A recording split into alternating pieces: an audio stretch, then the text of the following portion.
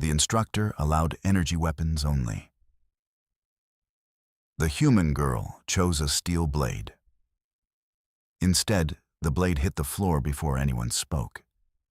It rang against the polished durasteel like a crack of thunder in a room built for silence.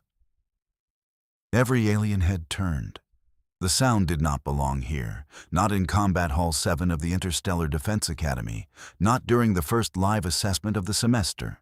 Not, and certainly not when the standing rule posted on every wall in 6 languages read, "Energy weapons only during sanctioned drills."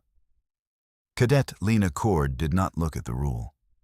She had read it 3 times when she arrived and decided it did not apply to what she was planning. Instructor Vailone moved toward her the way a glacier moves toward a coastline, slow and inevitable and absolutely certain of destruction. He was 7 feet of Karathi logic wrapped in blue-gray skin, and he had been running combat assessments at this academy for longer than Lena's grandmother had been alive. He had seen humans before. They were small, warm, imprecise, and occasionally very creative with their chaos. He did not consider that a compliment. Cadet Cord. His voice carried the full weight of his species' natural resonance, a subvocal hum that made most cadets feel it in their chests. That is a physical blade. Yes, sir. The assessment parameters clearly state energy-based weapons only. They do, sir. Then you understand that what you are holding disqualifies you from this exercise and will result in a formal academic mark against your record. Lena picked the blade up from the floor. It was not elegant. It was a short, flat piece of carbon-reinforced steel, shaped like something between a tanto and a kitchen knife, that had decided to become serious about its life. The edge was not polished, and it was not ceremonial. It was sharpened to do one thing and exactly one thing, and the steel knew it. "I understand that, sir," she said. Violone clasped his hands behind his back. Around them, 42 cadets from 9 different species waited. They held plasma sidearms, calibrated pulse emitters, neural disruption wands, and in the case of the 4-armed Dravathi twins at the back, matching arc lances that hummed at a frequency that made Lena's back teeth itch. All standard issue, all approved, all glowing with some variation of blue or white light that marked them as properly modern tools of civilization. Lena's blade did not glow. "I will ask you once," Violone said, "to return to the equipment locker and select an approved weapon." "I would rather not, sir." The silence that followed was the kind that had a physical shape. Violone studied her for 4 long seconds. His secondary eyelids, the ones that meant he was making a real decision, slid halfway across his eyes. "You will be scored 0 if you proceed without an energy weapon." "I know, sir."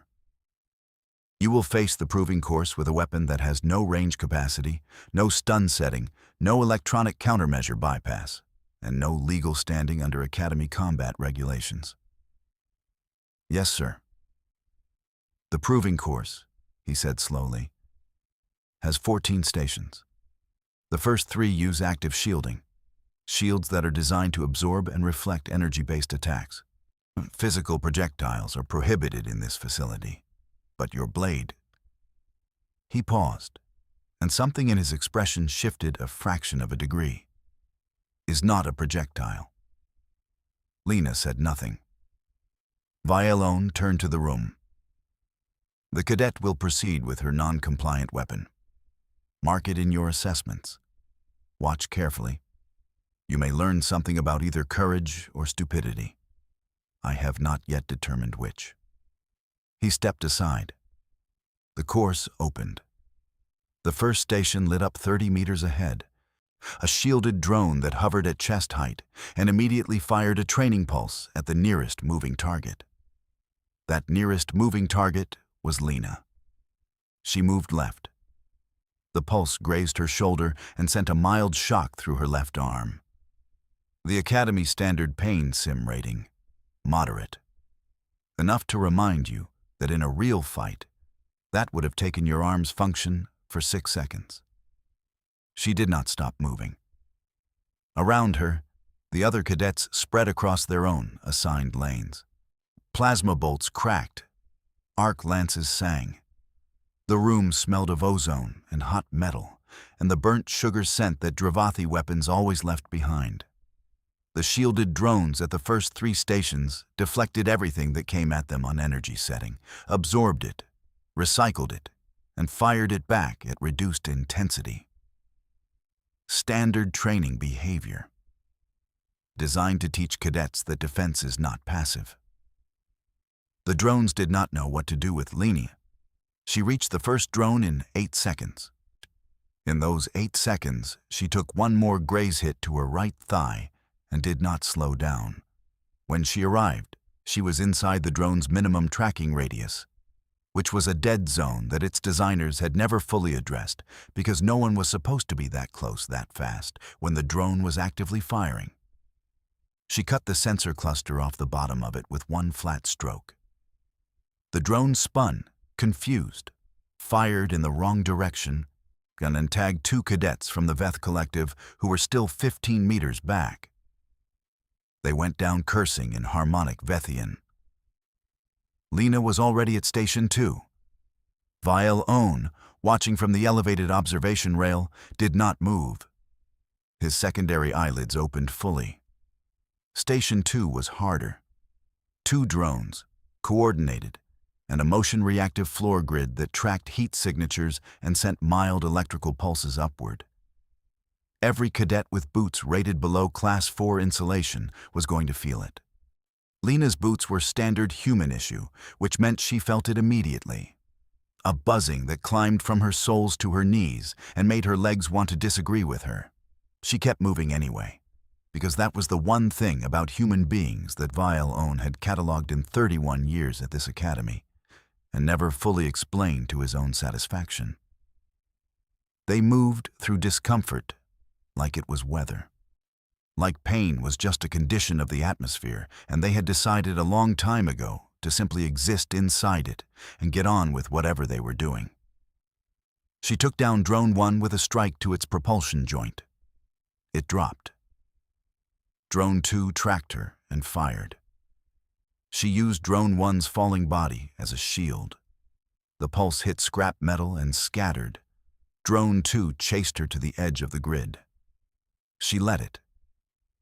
When it crossed the boundary of the heat sensor floor trying to follow her, its own motion triggered the grid feedback.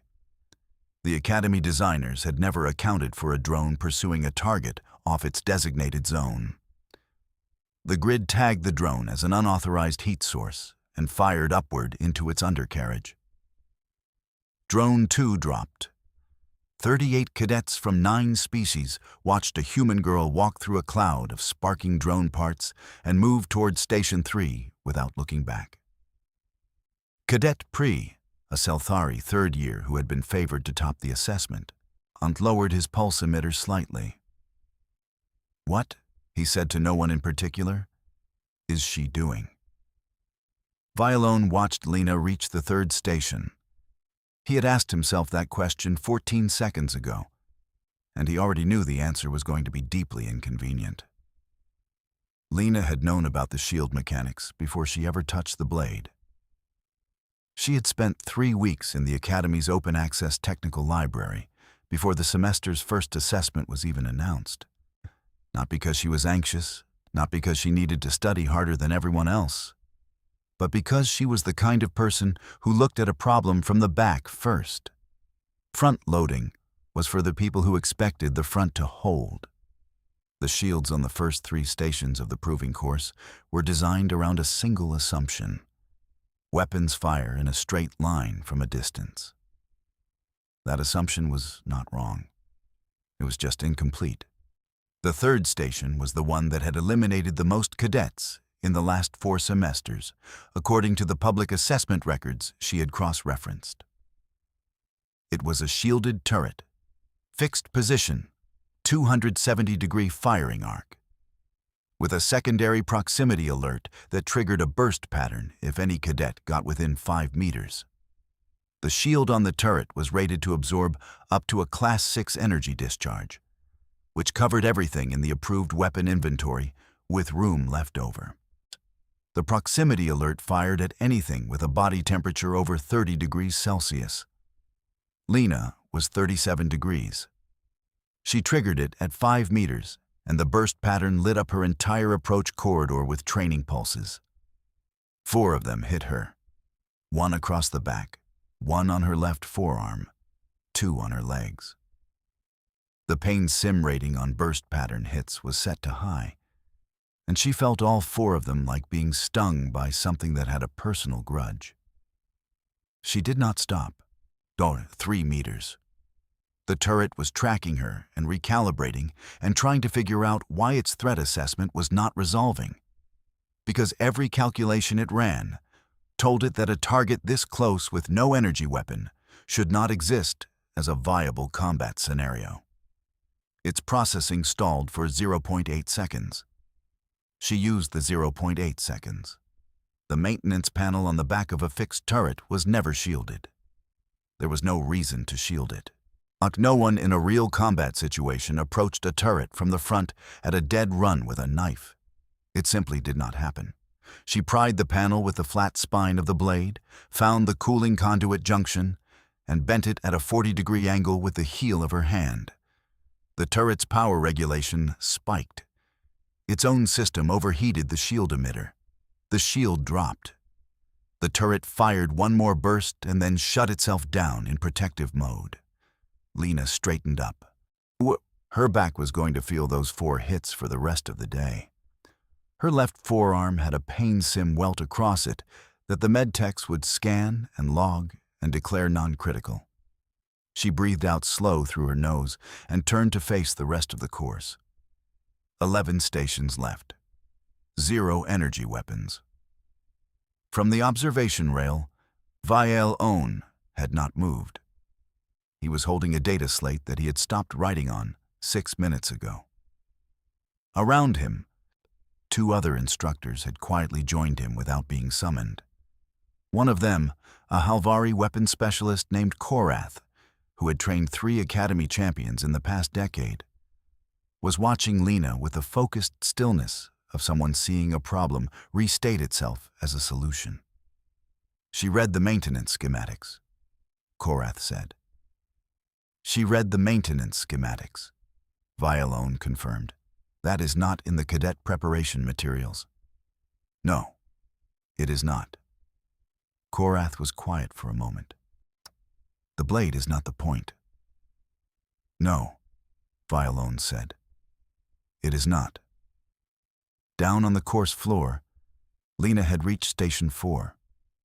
This one was different, not shielded, and the cadets who had gotten past the first 3 with their energy weapons were supposed to have an easier time here.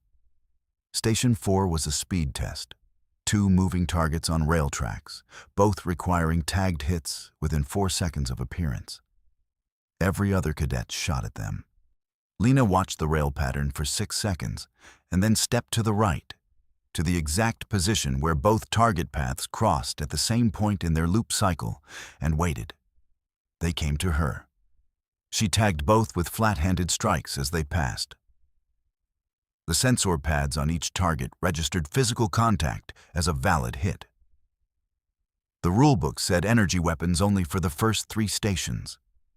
The rulebook said nothing about stations 4 through 14, because by that point the designers had assumed the weapon question was already settled. Cadet Pre had cleared Station 3 and was watching her from 15 meters away instead of moving to his own Station 4. She is not using the blade as a weapon, he said to his partner, a Dravathi cadet named Sev. She is using it as a tool, Sev said. That is the same thing. Sev's forearms all moved in slightly different directions, which was Dravathi for a shrug that had opinions. Not always. Station 5 was a puzzle lock, disguised as a combat scenario. A door with 3 armed guards, all drones, blocking a target objective behind them. Standard solution was to eliminate all 3 guards with energy fire. Cadets had an average clear time of 42 seconds. Lena looked at the door behind the drones and not at the drones themselves. The door had a manual override panel. It was there because Academy regulations required every interior door to have a non-electronic emergency access option. A safety standard written after an incident 12 years ago when a power failure had locked 40 cadets inside a training wing for 9 hours. The override was never used in assessments. There was no reason to use it. The puzzle was designed to teach suppression and breach by force.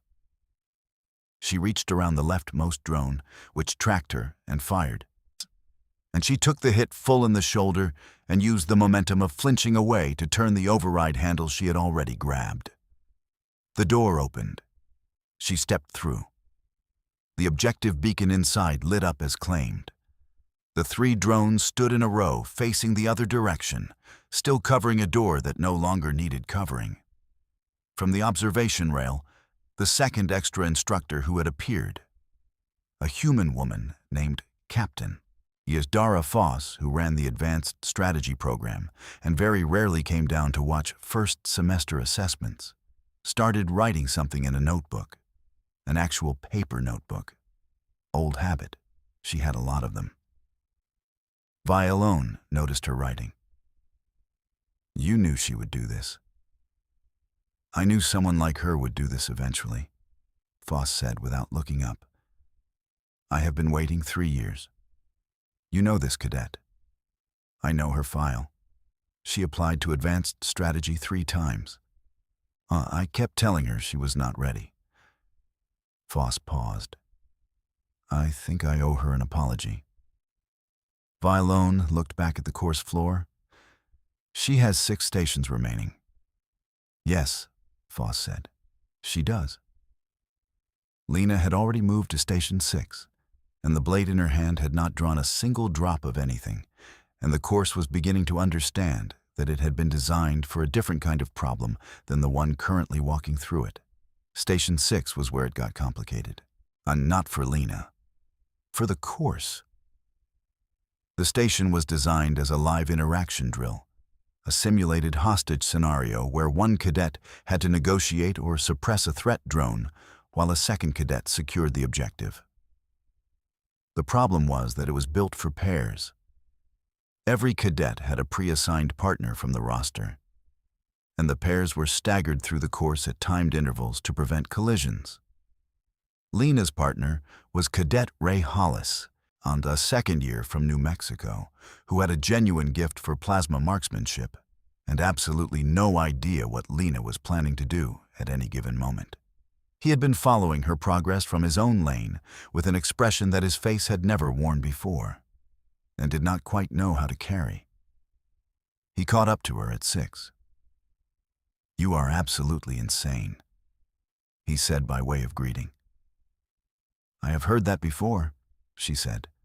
The turret at 3. You broke its own shield with its own heat. It was the easiest way. Ray looked at her, and then at the blade, and then at the station ahead, where the hostage drone was running its distress simulation, and the threat drone was cycling through its patrol pattern with rhythmic, mechanical certainty. You want to go in with that? You are going to go in with your emitter, she said. You take the patrol side. I will take the hostage retrieval. The threat drone will fire on anything that approaches the hostage. I know. It is rated Class 4 response. That means full stun burst at 2 meters, yes. She had read that too. But the stun burst has a cone pattern from a fixed emitter on its left side. It only covers a 180-degree arc. Get on its right and keep it occupied for 4 seconds. Ray stared at her. He was a sensible person from a family of sensible people, and he had joined the academy because he believed in doing things correctly and following sound procedure and building skill on top of skill in a rational progression. He had none of the words for what was currently happening. 4 seconds, he said. 3 would be better. He looked at the station. He looked at her. He raised his plasma emitter and moved to the right flank. He gave her 3 seconds. She was inside the hostage retrieval zone in 2. The station logged a clear. Best time in 4 semesters. Ray stood in the middle of the station, staring at the now deactivated threat drone. He had successfully distracted a Class 4 response unit for 3 seconds using textbook flanking procedure and had somehow ended up being the least interesting part of what just happened. He caught up to her at 7. He did not say anything. He just walked beside her. At Station 7, she asked him to cover the left approach. He did. At 8, she told him to hold position and draw attention. He drew it. At 9, which was the Academy's signature gauntlet, a running corridor of timed obstacle drones set to eliminate on contact, she went first and he watched her move through it like she had designed the corridor herself. Every step placed between the firing intervals with a precision that was not supernatural. It was studied. She had read the timing specs. She had practiced the footwork pattern in her dorm room for 11 days before the assessment using masking tape on the floor and a stopwatch app. He had not known about the masking tape. He cleared the gauntlet behind her using his emitter at full charge, which was loud and effective, and left 3 drones completely overloaded and sparking. She looked at the sparking drones. "Nice. Thank you," he said, and meant it entirely. "On the observation rail, Captain." Foss had filled 2 pages of her notebook. Vialone had stopped looking at his data slate. Korath, the Halvery weapons specialist, had called in a 4th colleague without explaining why, just the message, "Come to Hall 7. Bring your assessment tablet. Stations 10, 11, 12, 13. Lena moved through them. The blade was used twice more as a tool, once to short-circuit a sensor cluster, once to wedge a panel open so a pressure plate trigger could not reset. It was never raised in threat posture. It was never used in a way that anyone watching could call reckless or aggressive. It was an instrument of thinking made physical, a decision shaped in steel. Station 14 was the final station. It was also the one no one warned you about specifically, because the challenge was different for every cadet. The station's AI pulled from your academic profile, your previous simulation data, your physical assessment scores, and it generated a scenario calibrated to your identified weakness. Designed by the Academy's founders to make sure the course ended where it needed to end, at the edge of what you could actually do. The station read Lena's profile. It generated her scenario. A room, 1 exit, locked. No panels, no overrides, no mechanical workarounds. Sealed by a Class 7 electronic lock that required an authorized energy signature to open. And the only way through was an energy weapon discharge at the correct frequency. The lock had 1 frequency. It changed every 6 seconds. The frequency was displayed on a screen inside the room in real time. No blade modification would open this door. No maintenance workaround existed. The course had found the one thing she could not cut around. She stood in front of the door, and the room went very quiet on the floor and very quiet on the observation rail. Ray stood beside her, emitter in hand, and waited. She looked at the frequency display, watched it cycle. 6 seconds, change. 6 seconds, change. She turned to Ray. "You have a Class 2 pulse emitter set to standard charge." "Yes." "The lock requires a Class 2 or higher energy discharge at matched frequency." "Yes," he said again. She looked at him, looked at the display, looked at the door. "Then this," she said, "is what partners are for." He raised the emitter. She watched the display, and at the exact moment the frequency matched the emitter's default output range, she said, "Now." He fired. The lock opened. The exit lit green. Assessment complete. The course logged the final station clear and the full run time. And then it sat there doing its calculations and producing a score. And the score was the highest recorded individual run in the combined history of the assessment. Not because every station had been cleared fastest, but because the scoring algorithm had been written to account for total course completion, with 0 disqualifications. Lena had not been disqualified. The assessment did not know how to process the blade. It had no category for a non-energy, non-projectile, non-approved weapon that had also technically never fired and never threatened. The rulebook said energy weapons only. It did not say that everything else was prohibited. It said one thing was required. She had not brought the required thing. She had also not failed. The scoring algorithm ran through its decision tree 4 times and then gave her full marks because there was no rule written for the scenario it had just witnessed. Vile Own stood on the observation rail and looked at his data slate for a long time. He wrote, "Cadet Cord, Lena. Recommend advanced placement. Notify Captain Foss. Note for Curriculum Review Board. Rewrite Station 14.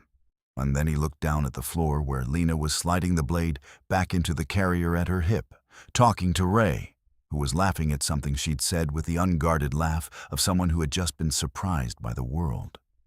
Vile Own made one more note. He wrote, "Also note for self. I have been running this course for 31 years. I thought I had seen every solution. I was wrong. File accordingly." Captain Foss closed her notebook. 3 years, she said, mostly to herself. I told her she was not ready. Korath, who was Halvari and did not do human expressions by default, looked at the floor below where Lena was now helping 3 other cadets understand what she had done at Station 3, gesturing at the turret casing with her hands while they listened with complete attention. Ready, Korath said, is a word for people who wait. Foss thought about that. Then she opened her notebook again and wrote down the Advanced Strategy Acceptance Form header, because she had a feeling she was going to need it, and it would be better to have the paperwork started. Down on the floor, Lena Cord sheathed the blade and turned to the next thing. She always did.